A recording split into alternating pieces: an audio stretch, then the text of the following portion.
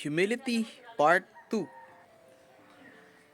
Humility is the foundation of all the other virtues. Hence, in the soul in which this virtue does not exist, there cannot be any other virtue except in mere appearance. I'm thinking about this quote and napaisip ako na paano nga ba naging basis or foundation yung humility na virtue ng lahat ng mga virtues na kapag wala ka nun, yung the rest puro mere appearance na lang or for show.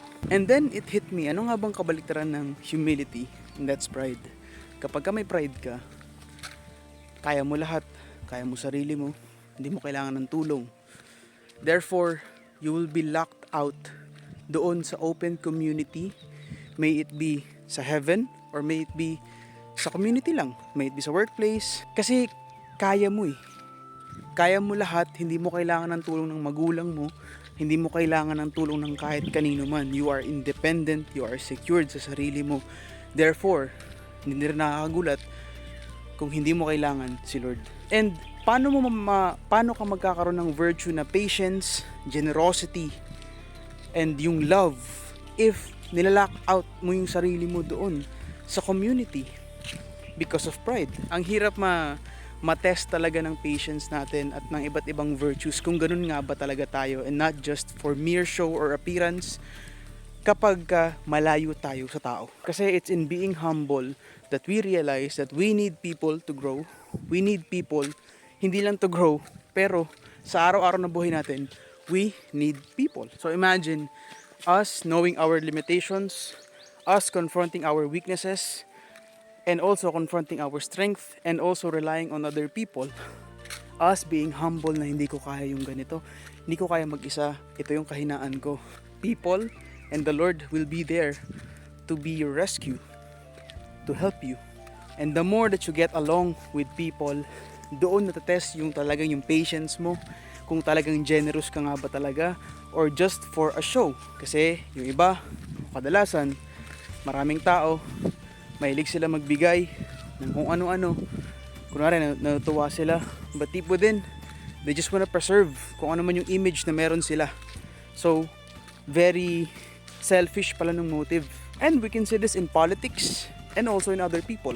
With that being said, here's our personal question for this video. Napapansin mo ba yung virtue na meron ka tapos na-undermine siya or nawawala siya because of pride? Maybe dati very generous ka, but because of pride, because of siguro vengeance or unforgiveness, hindi ka na generous.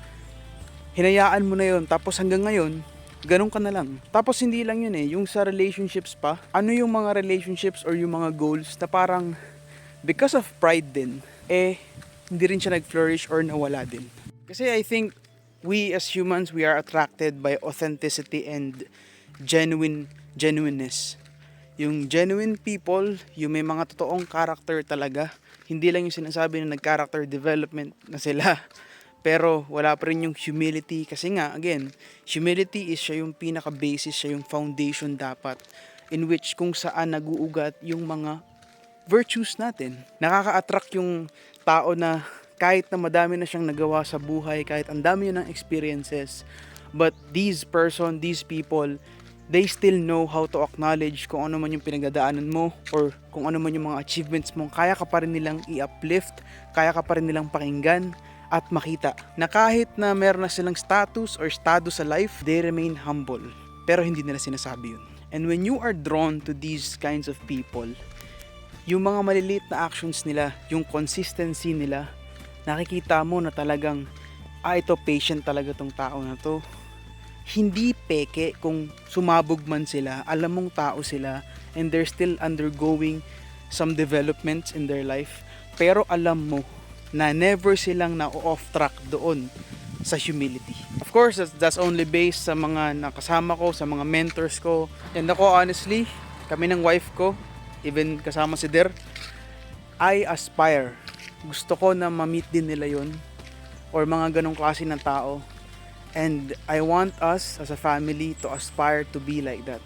And hey, it's Wednesday. Just 2 more days and it's the weekend. And again, may you still have a humbling week ahead of you. and may you stay wholesome. And God bless.